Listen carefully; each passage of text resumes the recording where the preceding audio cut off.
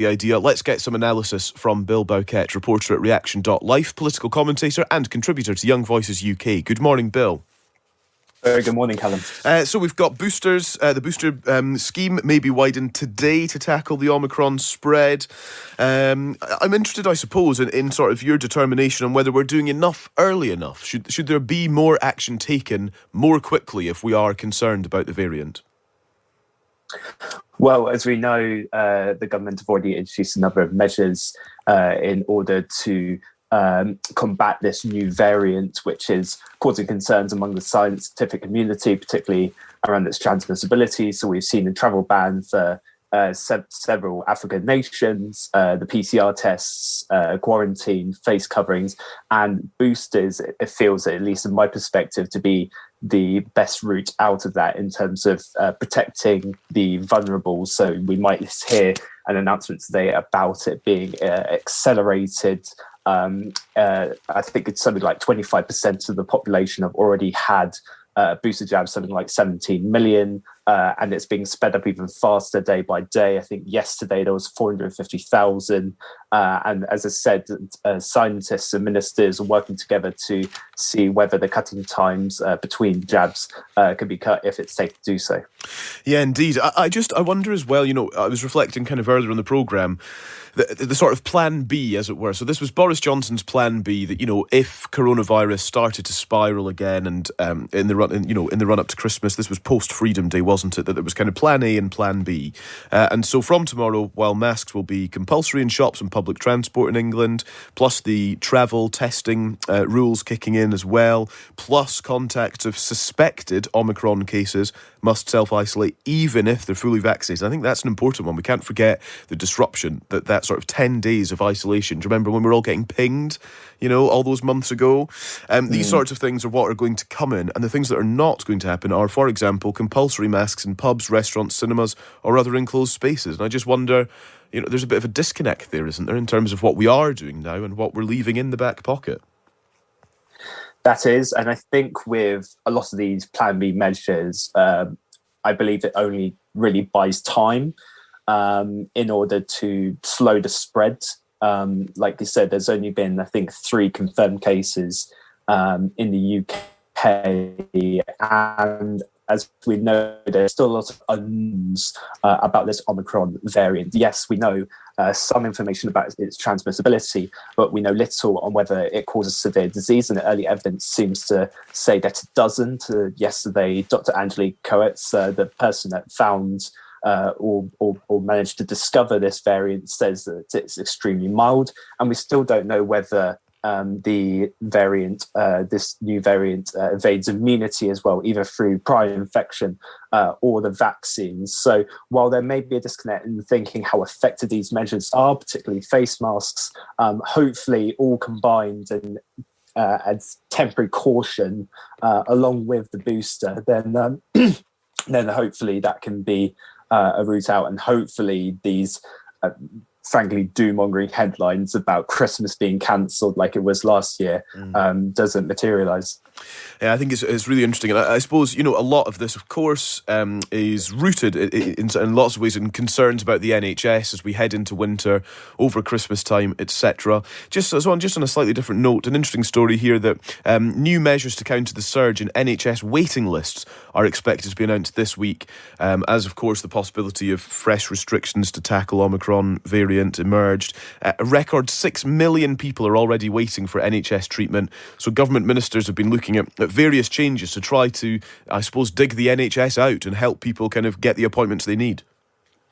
Indeed. And I think with any of these new Plan B restrictions, a lot of the thinking, at least in Downing Street, is to protect the NHS. And as we're seeing, like you mentioned, this piece that was in the Daily Telegraph, I think it's something around 6 million people are waiting treatments and checkups, and it is set to worsen should more restrictions or indeed another lockdown, God forbid, happens. But the thing is with these waiting times is that we know that it's been a backlog for some time. I think some experts back in September said it could take up to 5 years.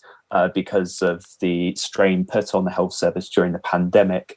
And ministers for quite some time have been looking at ways to change the way in which patients facing non-emergency treatments are being handled. And hopefully with this new health and social care levy, which was introduced or at least voted on back in September, 36 billion, and hopefully that can reform the system in getting treatments accelerators through the door and protecting health service. Yeah. Interestingly, there's a note, it is in the Telegraph, this story. Tory strategists, see NHS backlogs as one of the most politically challenging issues for Prime Minister Boris Johnson, which could undercut his chances of re-election. Do you agree with that? Is something like the NHS backlogs, is that really a sort of a politically difficult thing that Boris Johnson needs to get on top of? Where does it rank, do you think? No, I think it ranks very much high on the agenda.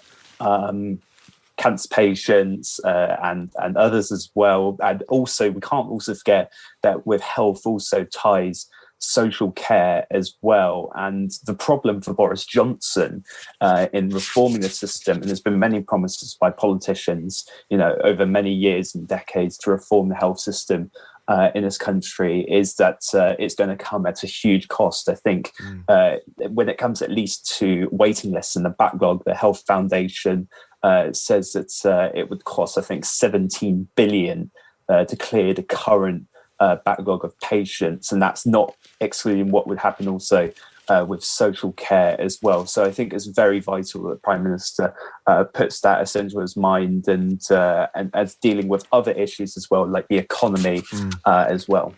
I want to go on to another sort of look ahead to what's going to happen, tomorrow in this case. The SNP to table a motion of censure over the leadership of Prime Minister Boris Johnson at Westminster. The party's Westminster leader, Ian Blackford, telling SNP conference delegates that Mr Johnson should be held to account for his disastrous actions. He said his party would act as the real opposition by tabling a motion rebuking the Prime Minister on Tuesday. Is this the SNP just posturing, just, kicking up a bit of a fuss for attention's sake? I think it is. And obviously they're in the middle of their party conference as well, trying to make the headlines and make their case once more for independence of SNP rule. So the thing is that even if this motion was to be a motion of censure would be put through, the Conservatives have a working majority of 77 seats. I mean, it's just unlikely the motion will pass. And whilst they can be as critical as they want of Boris Johnson's administration, I think this is just posturing, in my opinion. I mean, at the same time, if the SNP feel, and, if others feel that Boris Johnson is not being held to account in the House of Commons and elsewhere for what the SNP describe as disastrous actions, then there is a sort of vacuum there, isn't there? Somebody has to act to hold the Prime Minister to account if they feel that he has acted wrongly or disastrously, as the SNP have said. Ian Blackford listed the numerous scandals that have engulfed the Conservative Party, Boris Johnson and the government over the last few weeks alone. And so somebody's got to do something, don't they? No, completely. And I think with this motion, I'm not underestimating, many of the incumbency of this government and the way in which they've handled the pandemic and recent scandals recently surrounding sleaze and levelling up. But and with the SNP, the party, tweeted that the motion is to underline that the Scots, who do support the SNP, have no confidence in Johnson's leadership. But I think it's important to say that the party leader clarified it would not be, in fact, be a formal motion of no confidence in the Prime Minister. It's more of a motion of censure over his leadership. Bill, really nice to have you on the programme this morning. Thank you. Thank you so much. Cheers. That's Bill Bowkett, reporter at reaction.life, political commentator and contributor to Young Voices UK.